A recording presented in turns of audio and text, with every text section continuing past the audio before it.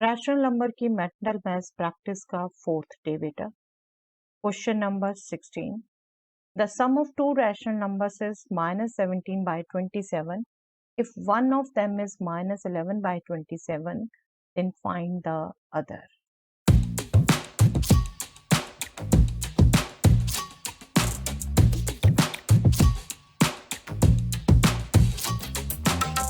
Yes, आपको simple इसके लिए ध्यान रखना होता है बेटा। अगर आपको दो नंबर्स का सम दिया हुआ है, आपको कोई भी एक नंबर उनमें से निकालना है, तो आपको सम में से वो जो नंबर दिया हुआ है वो सब्ट्रैक्ट करना होगा। तो यहाँ सम दिया हुआ है -17 by 27 और आपको एक नंबर दिया हुआ है -11 by 27।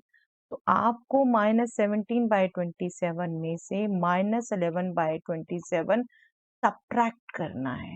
दैट मीन्स ऐड करना है। तो -17 एलसीएम आपको दिख रहा है सेम ही है 27, negative of negative is positive, तो ये हो गया प्लस -17 + 11। आपने क्विकली ये मेंटली ऐड करना है।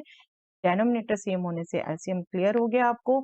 ये हो गया -6 by 27।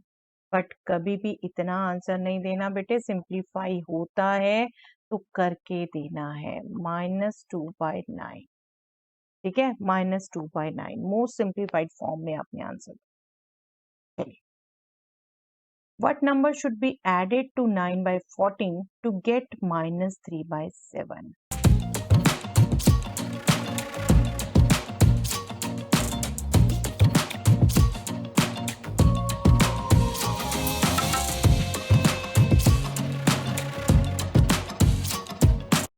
सेम टाइप का क्वेश्चन है बेटा। ये सम आपको पता है, ये एक नंबर पता है, तो दूसरा नंबर निकालने के लिए क्या करेंगे, सम में से ये नंबर आप सब्ट्रैक्ट करेंगे। और एलसीएम का जो शॉर्टकट बोला है आपको, 7 एक तरीके से दोनों को डिवाइड करता है, कॉमन फैक्टर हो गया। इसको माइंड में ये कैंसल करके रखिए।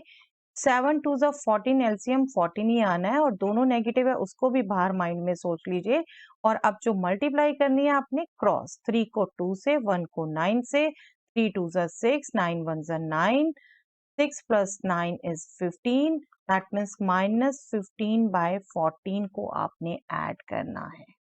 नो डाउट इसको भी अगर मोस्ट सिंप्लीफाइड फॉर्म कही जाए, -1:1 by 14 कह सकते हैं। बट ऐसी इंस्ट्रक्शन आपको उस टाइम में ही जो मिल जाएंगी उसको फॉलो करिएगा।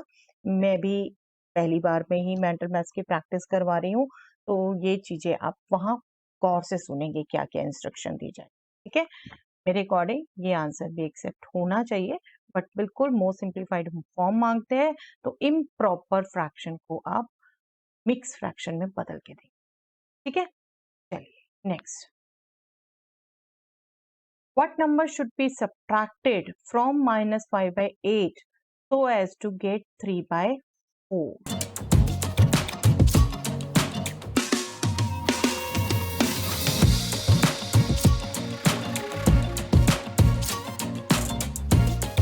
Yes.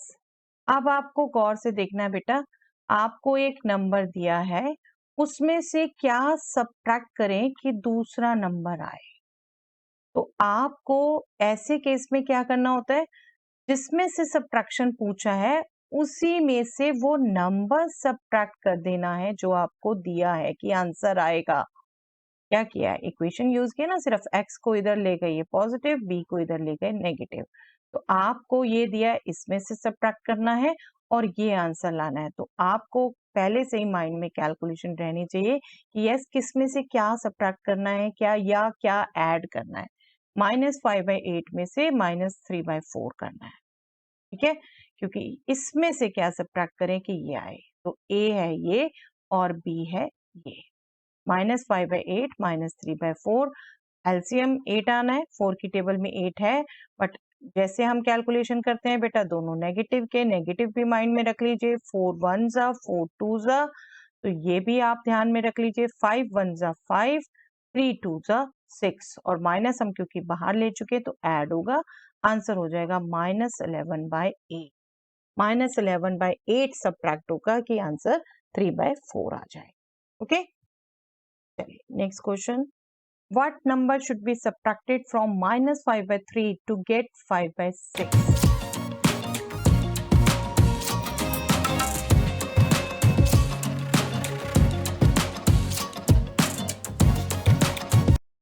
टाइप का क्वेश्चन है बेटा, इसमें से क्या सब्ट्रैक्ट करें, ये आए तो इसमें से यही सब्ट्रैक्ट करके आपने आंसर देना है।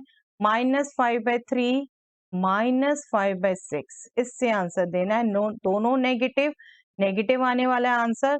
3 और 6 आप देखें तो 3 की टेबल में 6 आता है। 3 1 जा, 3 2 जा, एलसीएम 6 और आपने क्रॉस मल्टीप्लाई किया। 5 2 जा 10, 5 1 जा 5, क्योंकि माइनस आप बिल्कुल बाहर ले चुके हो तो ये सम होना है, ठीक है। ये भी अपनी मेंटल कैलकुलेशन में ध्यान रखिए।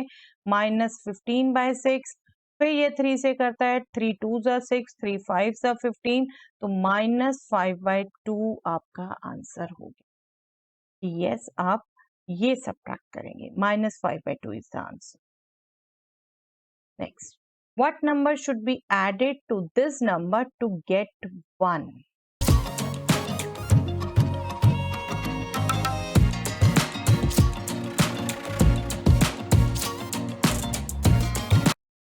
यस, यूनिट फ्रैक्शन है बेटा, मतलब न्यूमैरेटर में 1 है। बिल्कुल सिंपल, इनको भी ऐड करना। आपको क्या चाहिए कि इसमें क्या ऐड करें 1 आए, तो ये सम है तो 1 में से एक्चुअली आपको इनको सब्ट्रैक्ट ही करना है। तो आपको सिंपली फटाफट क्विकली इन्हें ऐड करना है, जो कि बहुत इजी होता है। क्रॉस कर दीजिए। 3 × 2 6 और 3 + 2 5। 1 - 5/6, जिसको अगेन सब्ट्रैक्ट करना इजी है क्योंकि यहाँ डिनोमिनेटर 1 है। फिर क्रॉस करेंगे आप। 6 डिनोमिनेटर, 6 × 1 6 -5, तो आंसर अल्टीमेटली 1/6। दोनों कैलकुलेशन बहुत क्विकली मेंटली हो जाती है, लेकिन फाइनल आंसर 1/6। बीच बीच के स्टेप वाले आंसर कोई नहीं देने, आपने फाइनल आंसर देना, ठीक है। चलिए, that's all for the day.